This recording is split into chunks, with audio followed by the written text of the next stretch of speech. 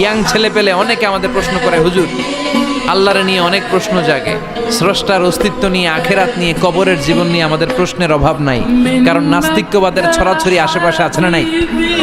Young যারা আছে তোমাদেরকে একটা বই পড়ার সাজেস্ট আজকে আমি করে যাই। বইটার নাম অনেকে জানে, প্যারাডক্সিক্যাল সাজিদ। কি নাম?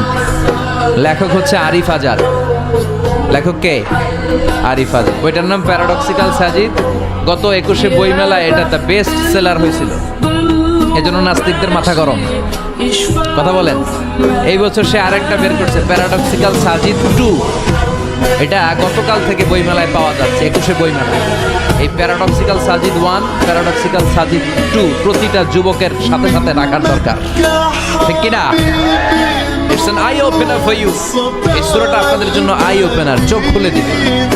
একটু চিন্তা করলে বুঝবেন যে নাস্তিকদের যুক্তিগুলো খুবই হালকা। ওরা স্রষ্টাকে মানতে চায় না, আল্লাহরে মানতে চায় না। এর কারণ ওরা বলে আনসিন ইজ নাথিং, যেটারে দেখি না ওইটা মানি না। নাউজুবিল্লাহ পড়বেন না? কিন্তু ওরা ওদের জীবনে অনেক কিছু দেখে না, ওরা মানে না। কথা কন। আচ্ছা, আপনি আপনার জীবনে সরাসরি চোখ দিয়ে আমেরিকা দেখছেন? কথা কয় না। তা আমেরিকা যা আছে মানেন না? যারা এখনো হজে যান নাই, হজে যারা এখনো যান নাই, কাবা ঘর নিজ চোখে সরাসরি দেখছেন? টিভিতে না, টিভিতে তো সবাই দেখছে। সরাসরি কাবা ঘর দেখছেন? তো আপনি যদি দেখেন নাই, আপনি সৌদি আরব যে আছে, কাবা ঘর যে আছে, মানেন না? নাস্তিকরা বাতাস খালি চোখে দেখে না, দেখে, কিন্তু নাস্তিকরা বাতাস মানে না।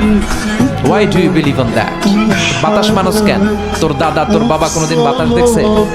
তুই তোর চোখ দিয়ে কোনোদিন বাতাস দেখেছিস? Do you see the air in the atmosphere? উত্তর বলবেন no. So why do you believe on that? বাতাস বিশ্বাস করো কেন? Do you see the migraine pain when someone feel in his head?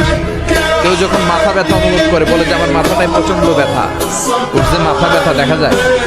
কথা বলেন। ভাইজানের মাথা ব্যথা প্রচন্ড দেখা যাচ্ছে?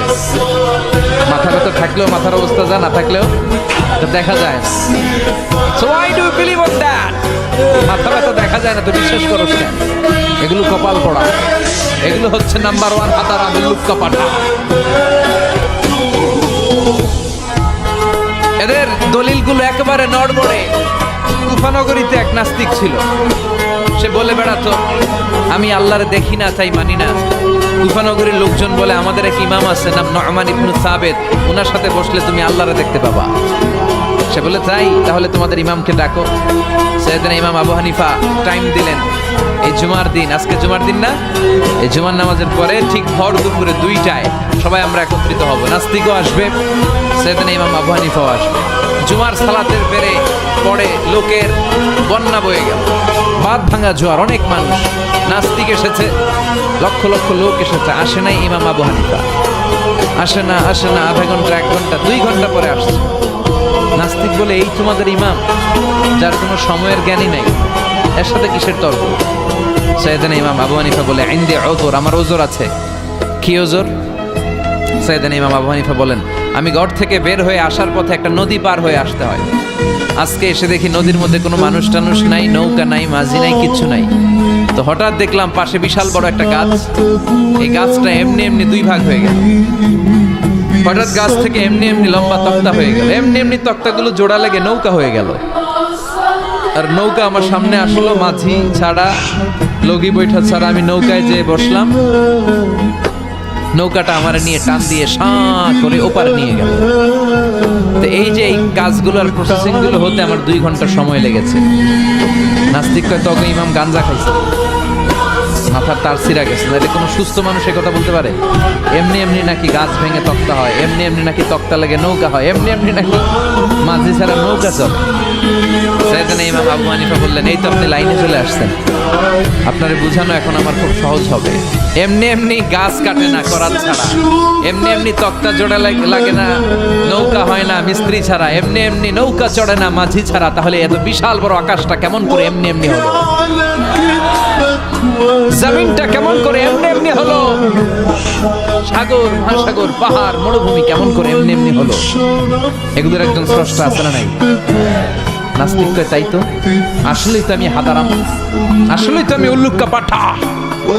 এইভাবে তো আমি কখনো ভেবে দেখি নাই, এইভাবে তো কখনো চিন্তা করি নাই। ও ইমাম, তুমি আমার ঘুমন্ত বিবেককে জাগিয়ে দিয়েছো, তুমি আমার চোখের সামনের পর্দাটা উঠিয়ে দিয়েছো, তুমি আমার দৃষ্টিভঙ্গিকে পরিবর্তন করে দিয়েছো। ও ইমাম, তুমি আমার চোখ খুলেছো, তুমি আমাকে হক চিনতে সাহায্য করেছো। আর দেরি করতে চাই না, আমারে পড়িয়ে দাও লা ইলাহা ইল্লাল্লাহু মুহাম্মাদুর রাসূলুল্লাহ। কালিমা পড়ে মুসলমান হয়ে গেছে। আল্লাহু আকবার পড়ে। এমনি নাস্তিকদের জন্য এই সূরার ভিতরে আল্লাহ তাআলা অনেক দিগদর্শন রেখেছেন, জীবন দর্শন রেখেছেন। আল্লাহ বুঝাতে চান যে গোলাম, আমারে চেনার জন্য, আমারে দেখার জন্য তো ডক্টরেট ডিগ্রি লাগবে না, তোর ব্যাচেলর ডিগ্রি, মাস্টার্স ডিগ্রি লাগবে না। তুই আমার সৃষ্টির দিকে একটু নজর করে তাকা, একটু ঠান্ডা মাথায় চিন্তা করে দেখ, একটু সাগরের দিকে তাকা, একটু নদীর দিকে তাকা, একটু পাহাড়ের দিকে তাকা। তাকালেই তুই বুঝবি সামওয়ান ইজ কন্ট্রোলিং এভরিথিং।